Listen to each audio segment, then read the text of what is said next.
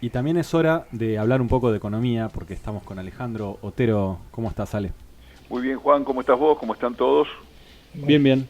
Bueno, nos llega la noticia que puede mover un poquito algo en el mundo, en la parte más enriquecida de nuestras economías, que son las empresas transnacionales, y a partir de una propuesta del gobierno de Estados Unidos. ¿Es así? Efectivamente, es un tema muy interesante. Déjame contextualizar un poco Sí. esta cuestión que ha tomado fuerte difusión mediática. Uno de los efectos más notorios y preocupantes de lo que se llama la globalización, de la transnacionalización de la economía, es que las compañías multinacionales han desarrollado, aprovechando sobre todo la existencia de lo que vulgarmente se llama los paraísos fiscales, distintas estrategias para evitar tributar en materia de impuesto a las ganancias. Tal es así que uno de los argumentos fuertes de, de esta reforma que impulsa el gobierno de Biden en Estados Unidos, y lo ha dicho el propio Biden, es que muchas, estamos hablando de decenas de empresas de primer nivel internacional, el año pasado, en materia de impuestos a las ganancias de Estados Unidos, tributaron cero. Te estoy hablando de Nike y Amazon, por ejemplo. Sí. Tremendos monstruos que ganan fortunas que son públicamente conocidas, esto sin entrar en lo que pudieran tener en situación de informalidad o negreo. Las fortunas que son públicamente conocidas, sin embargo, no tributan nada en Estados Unidos.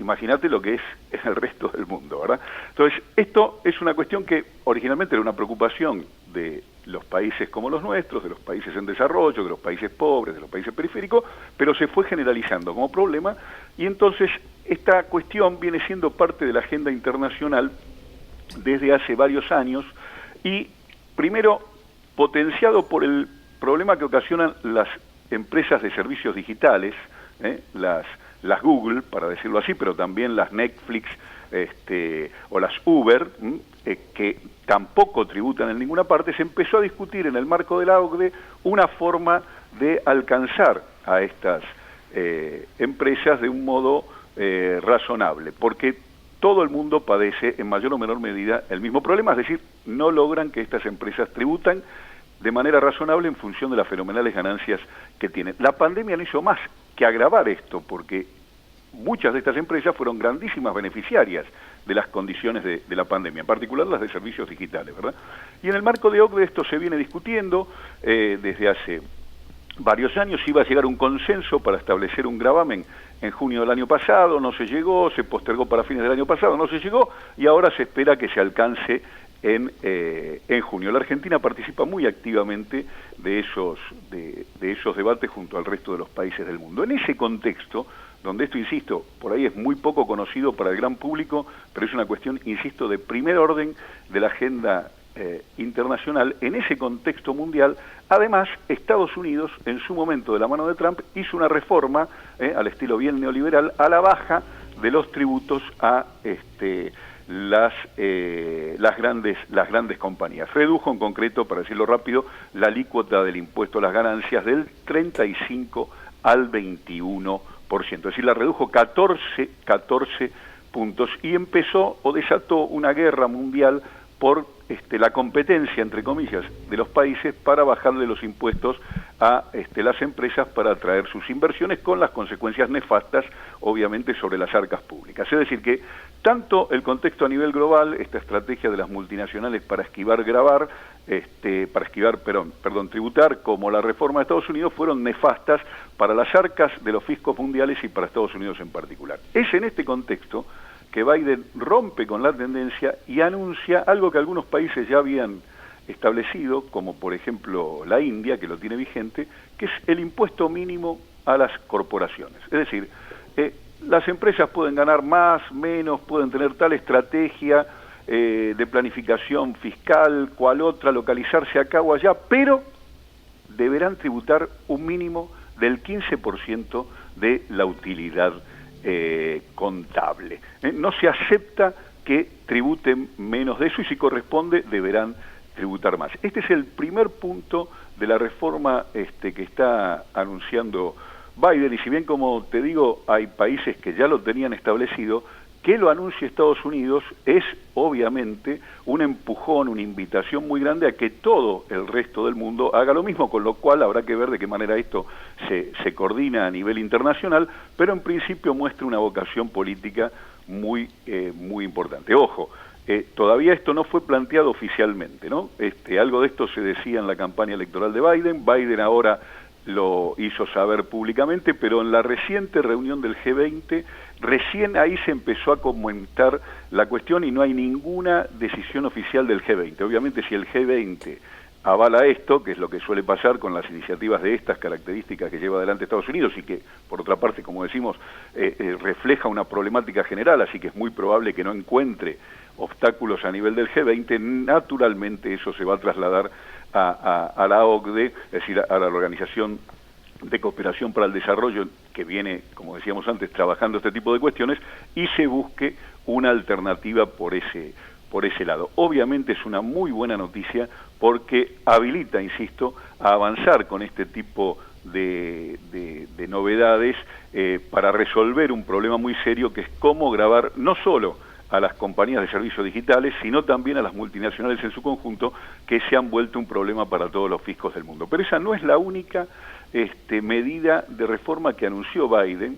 Hay otras dos también muy importantes que, insisto, habilitan a repensar los sistemas tributarios en el mundo de manera novedosa. La primera es que, contrariando la tendencia mundial que llevó adelante Trump, y decíamos antes, vuelve a postular la suba de la alícuota de impuesto a las ganancias para las empresas, algo así como que partió la diferencia. Es decir, ahora postula que suba al 28. Es decir, decíamos, Trump bajó 14 puntos la alícuota, del 35 pasaron a tributar el 21 en Estados Unidos, y ahora Trump dice, en el contexto de la pandemia, la necesidad de recursos, vuelva la tasa, suba 7 puntos más al 28. Esto, una buena noticia, porque habilita a estrategias más agresivas en materia tributaria contra las grandes compañías, que son sin duda las que capturan las grandes masas de utilidad y de excedentes en todo el mundo. Y la tercera, prácticamente no comentada en los medios, pero muy interesante, es que le va a quitar los subsidios de materia tributaria y beneficios que tienen básicamente la industria del petróleo, ¿no? Que tradicionalmente ha sido privilegiada por Estados Unidos, para favorecer las energías alternativas ecológicas, entre comillas, ¿no? No destructivas o menos, al menos, destructivas del medio ambiente. Así que muy interesante esta iniciativa que está anunciando Biden, no solo por las repercusiones que puede tener en Estados Unidos, insisto, sino por cómo esto se contagia rápidamente a nivel mundial. Entonces me parece que es muy importante que estemos tomando rápidamente nota de esta cuestión en la Argentina. Supongo que bastante tiene que ver con la pandemia y con la caída de las economías, o capaz que no, pero bueno, vos me lo dirás en un cachito ahí. Te quería consultar bien. Sí, también es una instancia en este contexto de crisis económica, de rivalidad o de estar disputando el Estado y el mercado, algo que desde los 90 creíamos como ya, bueno, desde un sector se creía ya solucionado, que claramente en los últimos 20 años eso fue cambiando, pero sí es una nueva instancia también de disputa entre las grandes empresas transnacionales y los estados, que en este caso son los 20 más poderosos del mundo agrupados en el G20. Sí, a ver, siempre hay una tensión y una resistencia a tributar por los sectores que tienen rentas diferenciadas o que tienen una enorme capacidad contributiva. Obviamente siempre resisten, porque va contra su interés el avance que pueda hacer el Estado en materia de captura vía impuestos de parte de esos excedentes. Esa resistencia es histórica, se va a manifestar ahora, se manifestó antes y se manifestará mañana cada vez que existe una iniciativa. Digo, basta ver lo que pasa en la Argentina con el aporte solidario o el popularmente llamado impuesto a la riqueza, ¿verdad? Digamos, sí. Hay quienes lo resisten, incluso presentando amparos ante la justicia para evitar tributar. Esto pasó siempre, es parte de la historia de la tributación, no hay tributación sin conflicto, lo sabemos. Ahora, ojo con esto, porque no hay que quedarse en esa superficie. La verdad, y lo decía una de las ministras de Biden con toda claridad, como suele suceder en Estados Unidos cuando se discuten estas cosas, les decía, señores, ustedes van a tener que tributar más, hablando de las multinacionales, a los afectados por estas medidas o potenciales afectados, pero también se van a beneficiar. Porque, ¿para qué es esta reforma? El fundamento que Biden hace, en la línea con lo que vos me preguntabas, es justamente para favorecer la recuperación de la economía a través de el financiamiento a 15 años de un fenomenal plan de infraestructura en los Estados Unidos. Es decir, impulsa esta reforma, advierte que va a gravar en mayor medida a ciertos sectores, por caso los sectores con mayor capacidad contributiva, incluso hay una propuesta que me olvidé de mencionar, hacia las personas físicas más acaudaladas, con un impuesto al patrimonio complementario a estas medidas que estamos mencionando, y todos estos recursos, dice el gobierno de Biden, van a financiar a lo largo de 15 años una expansión fenomenal de la infraestructura. Y de esa expansión fenomenal de la infraestructura, las grandes corporaciones son beneficiarias directa o indirectamente, directamente porque muchas de ellas participan en la construcción de este plan de infraestructura y van a recibir contratos por esto, y otras porque el impacto de esa infraestructura le va a bajar los costos y mejorar sus utilidades. Así que, en realidad, esta confrontación entre el Estado y el mercado en torno a la cuestión impositiva, que insisto, es un conflicto inevitable y que es parte de la historia de la tributación en el mundo y en el mundo moderno en particular, tiene luego una segunda lectura donde muchas veces, si no siempre, los que se quejan porque contribuyen terminan siendo los grandes beneficiarios de esa medida, paradójicamente, ¿no? Y bueno, por último, ahí también te quería preguntar, México y Argentina hicieron una declaración conjunta, solicitaron la implementación de mecanismos para aliviar las deudas, tanto de países de ingresos bajos como de ingresos medios, y bueno, en el concierto internacional, también específicamente agravado por la pandemia, están queriendo impulsar como un fondo para reestructurar estas deudas. ¿Tiene alguna posibilidad también de prosperar esto? Porque ahí sí afectaría directamente a nuestro país y a esta deuda impagable que tenemos. Me pareció muy interesante la iniciativa que Argentina y México hicieron conocer. Me hace acordar, vos sos muy joven, la iniciativa del Club de Deudores que se quiso impulsar a la salida de la dictadura de manos del gobierno radical, junto con los países de América Latina que estaban endeudados fuertemente en ese momento, y obviamente fue rápidamente desbaratada por Estados Unidos, claro, con distintos artilugios.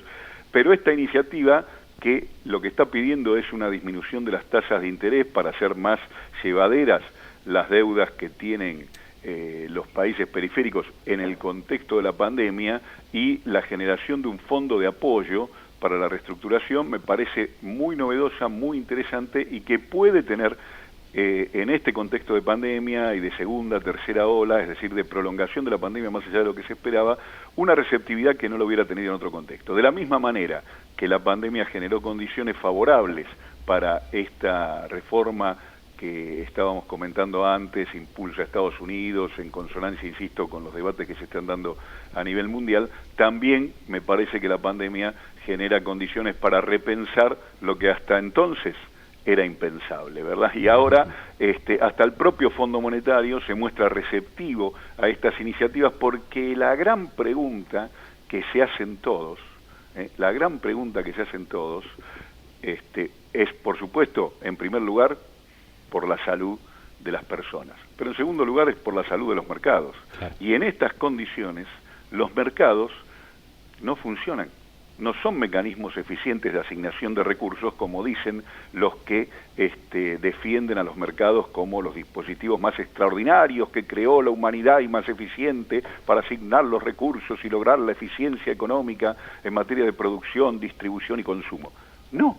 La pandemia genera condiciones que distorsiona totalmente el funcionamiento de los mercados. Entonces hay que buscar otras alternativas si es que se quiere mantener no solo la salud de las personas, sino también la propia salud de los mercados. Como ha pasado otras veces en la historia, y Keynes es la figura tal vez más renombrada en este sentido, hacer aquello que los mercados no quieren es la única manera de salvar a los mercados. Excelente, Alejandro, muchas gracias como siempre. A ustedes, buenos días.